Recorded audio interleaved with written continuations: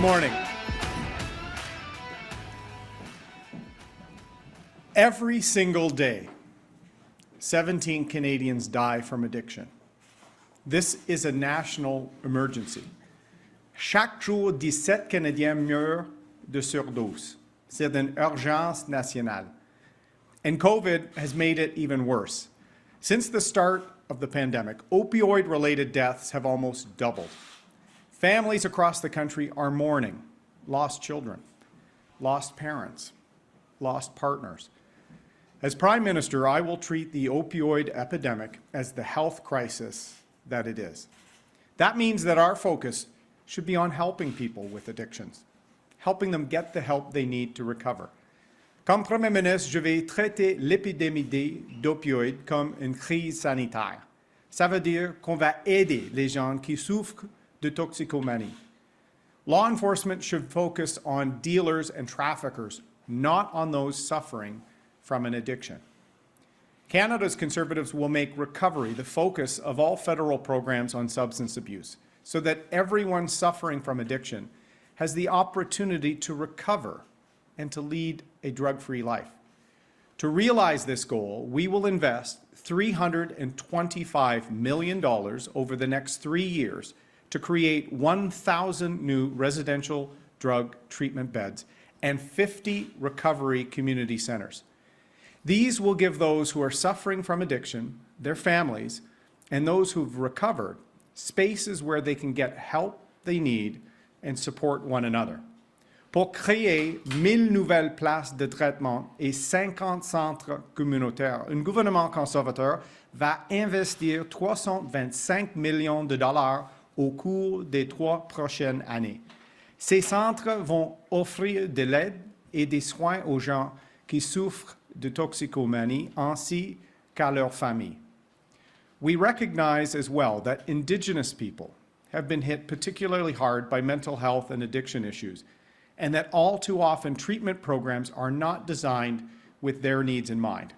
So we will enhance the delivery of culturally appropriate addictions treatment and prevention services in First Nation communities with high needs.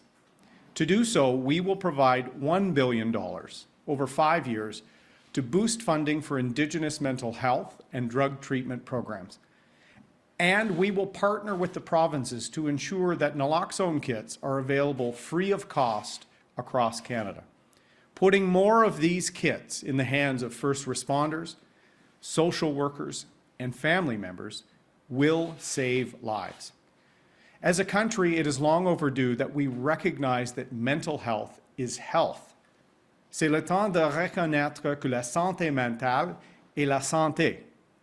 Only Canada's Conservatives have a plan to make historic investments in mental health and addiction. Together, we can secure a future where all Canadians who are struggling can get the help they need.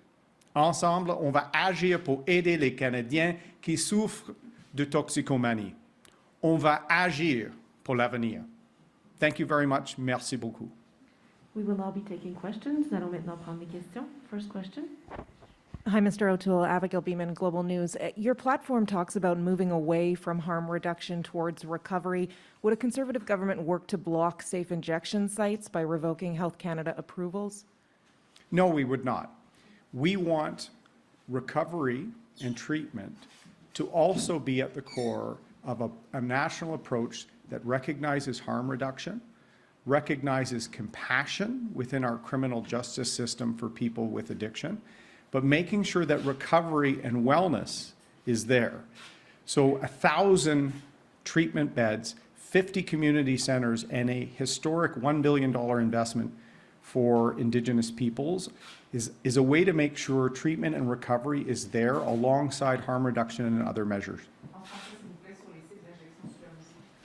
Je vais respecter les sites d'injection et une approche des provinces sur le bien-être des citoyens, tout en respectant une approche pour les centres communautaires et des lits pour les traitements des Canadiens. Aujourd'hui, je viens d'annoncer un investissement historique de lutter contre l'opioïde. You're clearly trying to position yourself as a different kind of conservative leader here, talking about drug addiction, talking about mental health. And I'm wondering, now that we're at the end of week one, how's that going? Are you seeing any evidence that you're attracting new conservative voters to your party? Well, I've been talking about mental health and addiction for many, many years.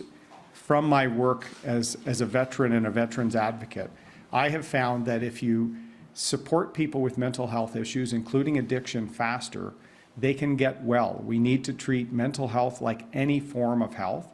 So today's announcement is about recognizing the opioid crisis for what it is, a public health emergency, and the federal government has a role to play, and I hope Canadians see that the Conservatives have a plan, Canada's recovery plan, and there will be a lot of compassion in it for people with addiction or people struggling with mental health.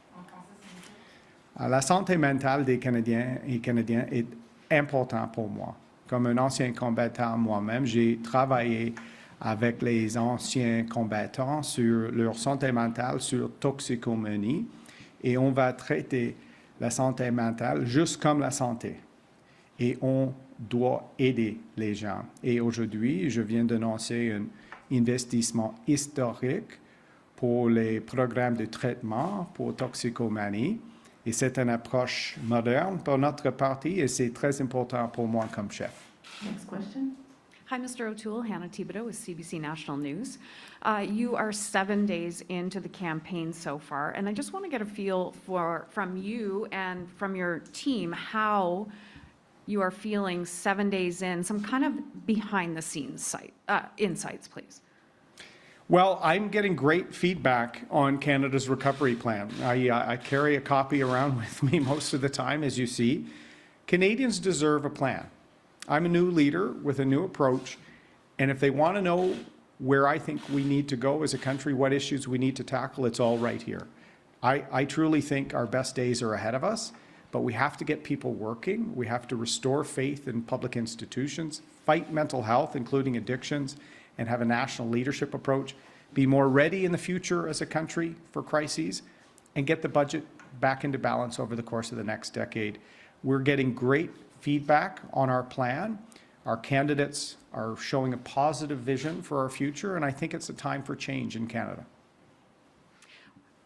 Do you want the French? No? Okay. Sorry about that. My follow-up to that is, when you're looking forward, we still have a few more weeks in this, what do you need to do better? Well, we're going to make sure that people that have questions on our plan can get those questions answered. I'm doing in-person events. I'm doing virtual town halls. We're taking questions by phone, online.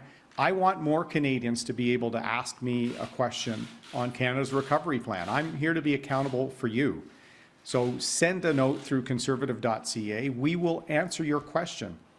Canadian families are worried about the future. They know we shouldn't be in an election with forest fires here in British Columbia, with the fourth wave, with so many challenges. They're upset Mr. Trudeau's put his own political interests first. I want to make sure that we can answer all people's questions, work together, and secure the future from the Pacific, where I am today, to the Atlantic, through to our north. Next question. Ian Bailey, Globe and Mail. Will the Conservative government proceed with decriminalization of drugs or not? Is that something you support or oppose? I've set out right in our plan, in Canada's recovery plan, that we feel, with respect to opioids, people with addiction should not be the focus of the criminal justice system. People that are dealing and that are preying on people with addiction should be the focus. So we'd like to see more compassion, more treatment options, leading treatment options like Last Door Recovery here in British Columbia has helped thousands of people. Let's show compassion in the criminal justice system for people with addiction. So, sorry, go ahead. I'll repeat in French and then on doit donner l'assistance pour les toxicomanes qui souffrent d'une addiction d'opioïdes, par exemple. On doit traiter comme une condition de santé. Ce n'est pas approprié d'avoir une peine sévère pour une personne avec une maladie. Et ça serait notre approche, plus de compassion pour les toxicomanes, et on doit avoir une approche plus sérieuse pour les dealers et les gens qui va distribuer les drogues. Okay, so with respect, I guess that doesn't answer the question. The Liberal leader has outlined a policy on decriminalization. Public health agencies are working on this file. Like, what's your stand on that issue? You've talked about compassion, which is one thing, but in the law and in public policy, yes or no on decriminalization? We'd like to see more judicial discretion here to get treatment options for people with an addiction and not have them held back in their recovery and future employment by a criminal sanction. And I have a lot of faith that the court can balance off those factors. But as I've said, Ian, we need to make sure that criminal justice resources go after dealers, particularly with the opioid crisis, carfentanil and other very dangerous drugs that have gotten into the system that are imported. We need CBSA and law enforcement to work on protection there and compassion for people with an addiction, and that can be done with discretion. En français, sur si vous êtes pour ou contre la décriminalisation? On doit avoir une approche de compassion pour les toxicomanes dans notre système de justice. Ce n'est pas approprié d'avoir une peine pour un toxicomane. C'est une condition de santé et on doit démontrer plus de compassion et réserver les peines sérieuses pour les dealers et les gens qui s'attaquent les vulnérables. Prochaine question. Laurence Martin de Radio-Canada. Le Bloc québécois souligne que votre caucus a voté contre la loi 21 pour restreindre le droit des femmes à l'avortement, pour le développement de projets pétroliers. Est-ce que vous pensez que ces positions reflètent vraiment celles des Québécois? J'ai un plan pour les Québécois et les Québécoises. C'est notre plan pour le rétablissement du Canada après la pandémie, mais j'ai un autre engagement direct avec les Québécois et les Québécoises. C'est mon contrat. Et je vais agir sur les enjeux importants pour les Québécois et Québécois. Je suis pro-choix, je vais toujours défendre les droits des femmes. Je vais s'attaquer à la pénurie de main-d'œuvre. J'ai un plan de protéger la langue française et l'identité québécoise. Et les Québécois et Québécoises méritent mieux qu'une partie avec seulement des gestes symboliques et des petites attaques contre moi. Avec les conservateurs, on va agir dans les intérêts des Québécois. I have a platform I'm running on and a direct commitment to Quebecers on very important issues related to protection of language and culture. We will act. I've been very clear on my commitment as a pro-choice leader defending the rights of women and all Canadians. And with the Bloc Québécois, all they have are symbolic gestures or small attacks. Mr. Blanchet can never replace Mr. Trudeau. He can never act on anything he talks about. Quebecers deserve action. They deserve a seat at the table. And I want to see an economic recovery after COVID-19 in all parts of this country, in all sectors of our economy. And I'm reaching out, and that's what a campaign is all about. Mais, M. O'Toole, vous dites que vous avez à cœur les intérêts des Québécois. Si c'est le cas, pourquoi est-ce que vos députés n'ont pas appuyé le projet de loi sur la déclaration d'impôt unique? On va livrer sur le rapport d'impôt unique. C'est dans mon contrat. Mais on a eu des inquiétudes avec les emplois fédéraux à Shawinigan et à Jonquière, parce que je vais défendre les familles dans les régions. Ce n'est pas le cas avec M. Blanchet. Et les Québécois et les Québécoises méritent un plan d'action. Et je vais agir pour le Québec, incluant sur un rapport d'impôt unique, sur l'Internet haute vitesse, les pénuries de main-d'œuvre. Je suis le seul chef qui va remplacer M. Trudeau. Next question. Good morning, Mr. O'Toole. Chris Selly from the National Post. your platform has a quote, a plan to restore accountability to the federal government. $50,000 is certainly a large increase over 500 as the maximum penalty for conflict of interest code violations. But I wonder if you really think that would have been a deterrent for someone like Mr. Trudeau or Mr. Morneau. You know, there's a lot of people in Canadian politics for whom $50,000 isn't necessarily a life-altering fine. Is this really a deterrent?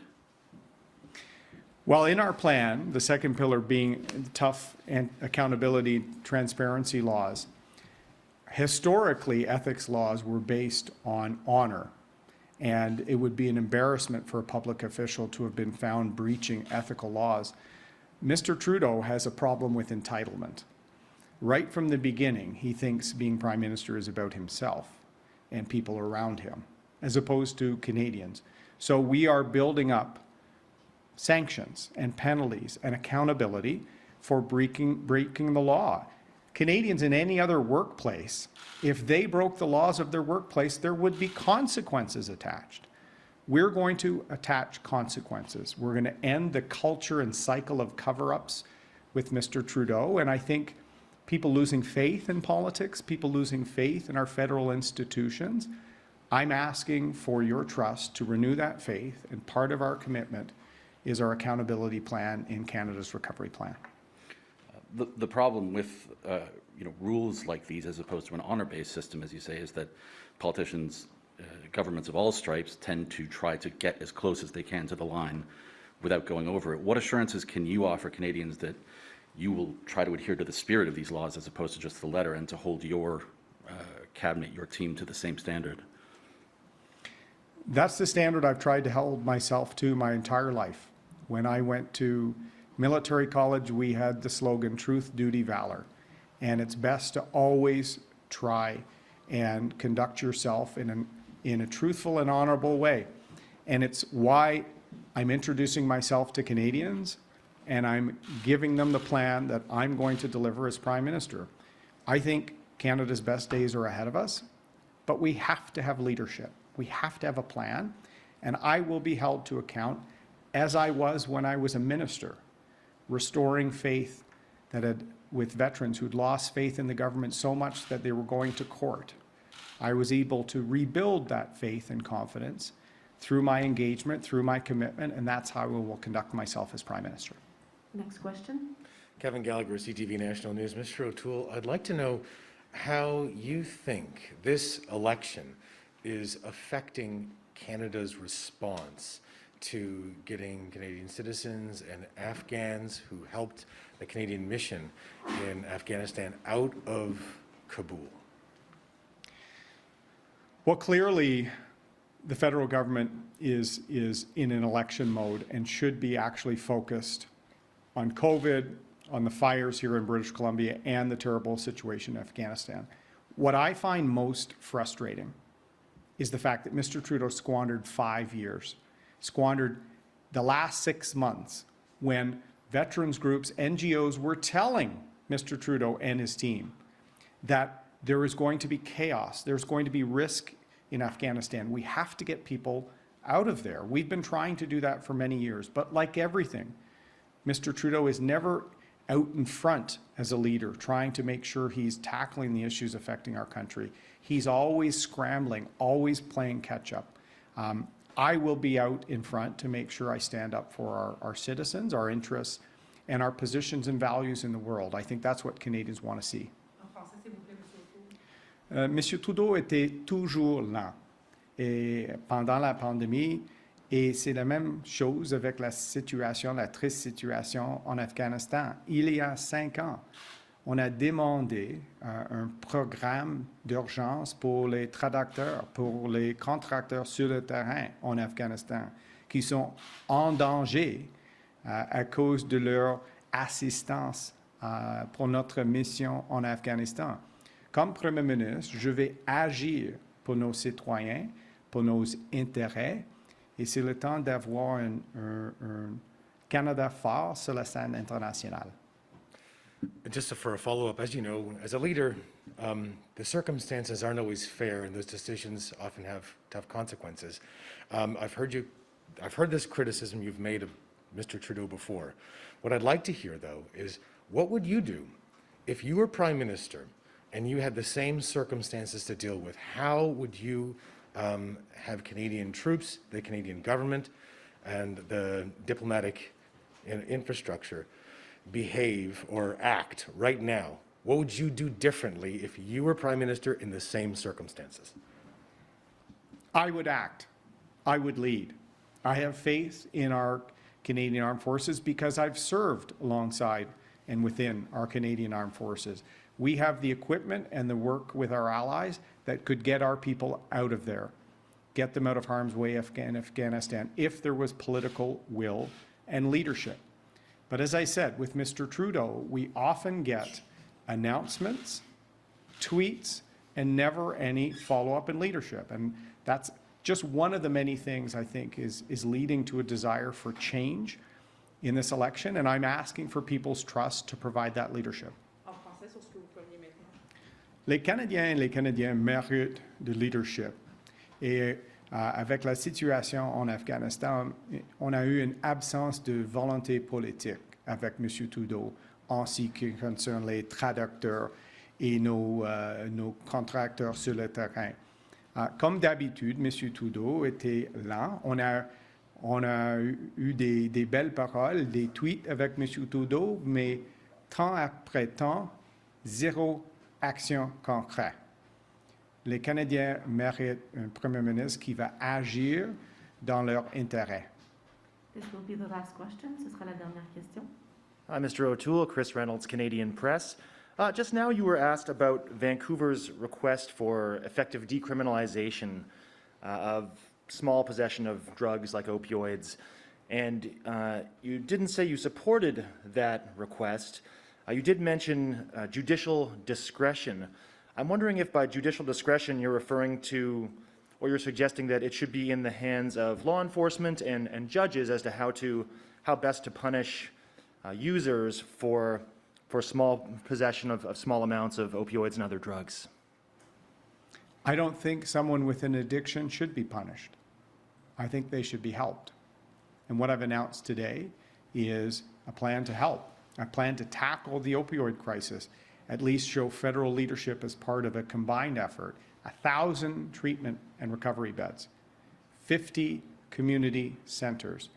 That's where I think we need to invest. And I have said I would like to see compassion at the center of our justice system for people with addiction. On the subject of healthcare, in July 2020, you said that you were prepared to accept provinces who were looking to experiment with for-profit private care within the context of universal coverage. And I believe you've suggested also that Canada look to countries such as Australia and countries in Scandinavia for examples as to where to take healthcare. I'm wondering exactly what form of private care you would be prepared to accommodate. I 100% support our publicly funded and universal healthcare system. And in fact, after this last year and a half, we owe a debt of gratitude to the front lines of that, our nurses, our physicians, our technicians.